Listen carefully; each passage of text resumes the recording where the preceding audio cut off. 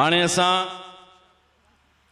गुज़ारिश कंदासीं मोहतरम पीर साहब के त हू तव्हां सां ॿ लफ़्ज़ मुखातब थियनि। मोहतरम जनाब सैयद पीर अली शाह राशिदी साहब, मरकज़ी चेयरमैन कौमी अमन कमेटी बैनुल मज़ाहिब बराए हम आहंगी पाकिस्तान।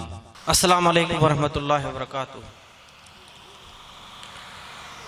मैं शुक्रगुजार हूँ अब्दुल्ला शेख भाई का, जिन्होंने हमें यहाँ इनवाइट किया, दावत दी। दोस्तों, NPCIHA national committee for the interfaith harmony, कौमी अमन कमेटी बराए बैनुल मज़ाहिब हम आहंगी, ये पाकिस्तान में एक ऐसी कमेटी तश्कील दी गई है कि दुश्मन पाकिस्तान के अंदर हाइब्रिड वार चाहता है, मसलकी मजहबी लिसानी जंग चाहता है। जैसा कि दुश्मन ने प्रैक्टिकली इराक के अंदर शिया सुन्नी और मजहबी मसलकी फसाद करवा के इराक और शाम को तबाह कर दिया। अब उनका टारगेट पाकिस्तान है। पाकिस्तान के अंदर वो हिंदू मुस्लिम का झगड़ा चाहता है, शिया सुन्नी का झगड़ा चाहता है, सिंधी मुहाजिर का झगड़ा चाहता है, पंजाबी पठान का फसाद चाहता है। लेकिन इंशाअल्लाहुल अज़ीम NPCIH के 15 लाख मेंबर पाकिस्तान को पुरअमन रखेंगे, लोगों के दरमियान हम आहंगी का पैगाम देंगे और देते रहेंगे इंशाअल्लाहुल अज़ीम। आप सल्लल्लाहु अलैहि वसल्लम इन्नका लअला खुल्किन अज़ीम, इखलाक के आला पेकर थे आप सल्लल्लाहु अलैहि वसल्लम। और आप सल्लल्लाहु अलैहि वसल्लम ने मीसा के मदीना, जो आप सल्लल्लाहु अलैहि वसल्लम ने हजरत अनस रज़ी अल्लाह अन्हु के वालिद साहब के घर एक मीटिंग बुलाई थी, जिसमें आपने मदीने के मुशरिकीन के सरदारों को, यहूदियों के सरदारों को, ईसाइयों के सरदारों को, सबको बुलाया था। और आप सल्लल्लाहु अलैहि वसल्लम ने उस मीटिंग की क़यादत की थी। आप सल्लल्लाहु अलैहि वसल्लम ने उस मीटिंग के अंदर 52 तजावीज़ दी थी, जिस तरह के आपस में हम आहंगी की तरह लोग इस मदीने में रह सकें। फिर आप सल्लल्लाहु अलैहि वसल्लम ने जो उस 52 तजावीज़ दी थी, उसमें 2 अहम तजावीज़ थी कि अगर मदीने के अंदर किसी इंसान को तकलीफ होती है, किसी पे जुल्म होता है, तो ये हरगिज नहीं देखा जाएगा कि वो मुस्लिम है, गैर मुस्लिम है, हमारे कबीले का है, हमारी ज़बान का है।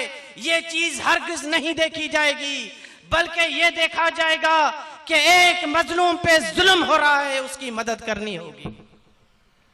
और दूसरी जो अहम तजावीज़ थी, आप सल्लल्लाहु अलैहि वसल्लम ने ये बताई थी कि अगर मदीने पे कोई अटैक करता है तो तमाम मदीने वालों का ये फर्ज बनता है, चाहे वो मुस्लिम हो, चाहे वो ईसाई हो, चाहे वो यहूदी हो, जो भी लोग मदीने में रहते हैं, उन सब का ये फर्ज बनता है कि जो लोग मदीने को अटैक करेंगे, हम उनकी हिफाजत करेंगे।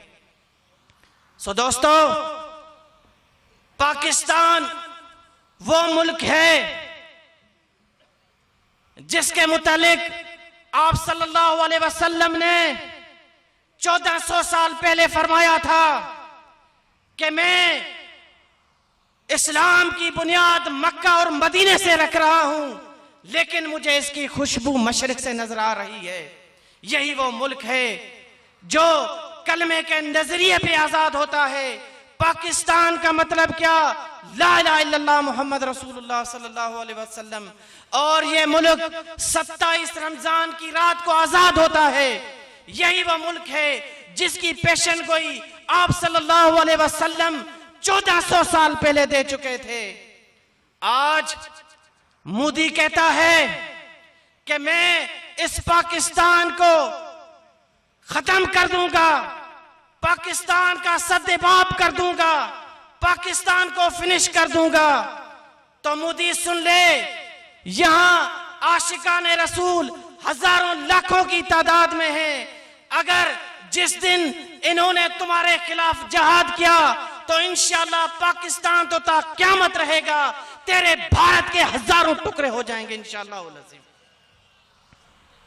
सो दोस्तों, NPCIH एक मोहब्बे वतन तंजीम है जो आपको पाकिस्तान से मोहब्बत का सबक देगी। और हम पाक आर्मी से भी मोहब्बत करते हैं।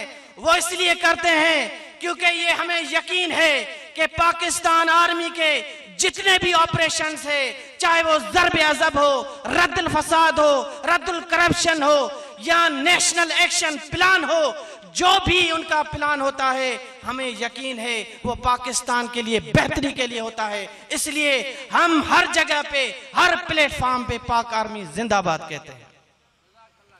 मोदी ये सुन ले, nation is speaking one voice. Pakistan की पूरी कौम एक हो चुकी है। पाकिस्तान का शिया, पाकिस्तान का सुन्नी, पाकिस्तान का मुहाजिर, पाकिस्तान का पंजाबी, पाकिस्तान का बलोच, पूरी पाकिस्तान की कौम एक हो चुकी है। अगर तूने पाकिस्तान पे वार करने की कोशिश की तो इंशाल्लाह तू रेजा रेजा हो जाएगा। जज़ाकल्लाह।